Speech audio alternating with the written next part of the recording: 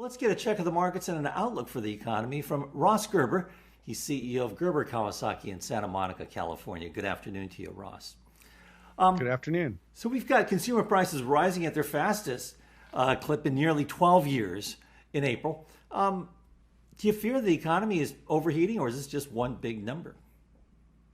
I don't think it's overheating at all. I think it's kind of like when you begin a reflation process from a point of time a year ago where we were literally an entire country shut down, the biggest, most productive economy in the world completely shut down, and now we're completely open again, on top of throwing a ton of stimulus into the system, more cash than even the politicians know what to do with. Here in California, Gavin's just decided to fly helicopters around throwing cash at everybody, and it's just they don't even know what to do with the money, and so this pop will continue on the short term, but it really, the goal is to push the economy far enough ahead that when this pop wears off, it will keep going without any more stimulus. And so that's, I think, why this is an incredibly positive time for this country, because next year when we look, there isn't going to be any of this stimulus. We're probably going to see higher taxes somewhere.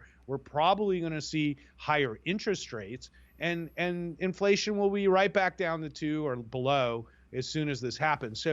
So all of this is part of the, now I would say, rebooting of our economy. You get this real big pop, and then it'll slow right back down. And I think the Fed knows this. They've said this. So market participants who want to sell their high-priced stocks to earn 0% interest will ultimately be back in the stock market looking for gains again soon.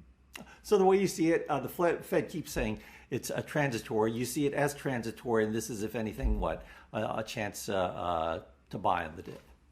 Yeah, I mean, look, for the last 20 or 30 years, technology and globalization have been forcing prices down. We've been fighting deflation for so long with zero interest rates and negative rates. And for the first time, we get a little bit of inflation and the hysterical jumping up and down of everybody. And meanwhile, one of the things they're forgetting is that corporate earnings were up 49% over last year.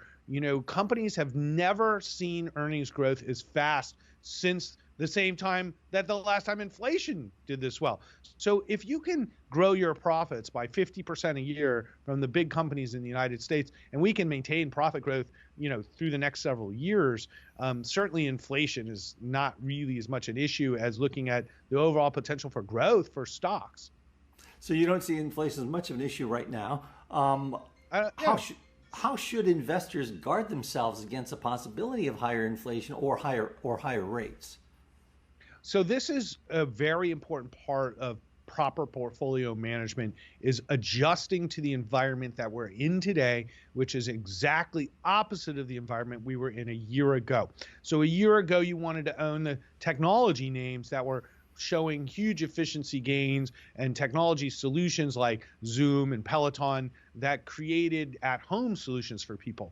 Now, as we go back to a new economy, an inflationary economy, you have to invest in the areas that benefit from this. And that might be the agriculture. We've taken a position in Deere. That could be in commodities. We've taken a position in Freeport-McMoRan. That could be in housing. We love housing, so we own the ETF ITB, but Lennar in particular as a name there.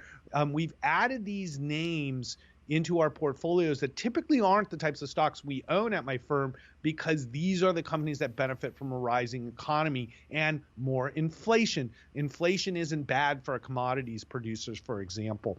But what are the other adjustments we've made is we've sold much of our government securities. So, owning bonds in a reflationary environment, especially conservative ones, is a losing money proposition. So, you have to adjust your portfolio to where the economies are going, and positions like we have in Las Vegas, like the MGM hotels, where now the hotels are like booked again.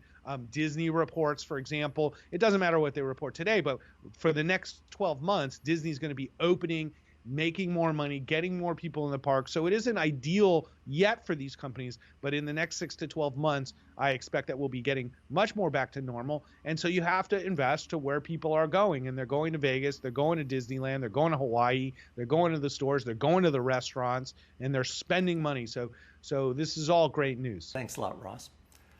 Well, thanks to Ross Gerber, Gerber Kawasaki. I'm Fred Katayama in New York. This is Reuters.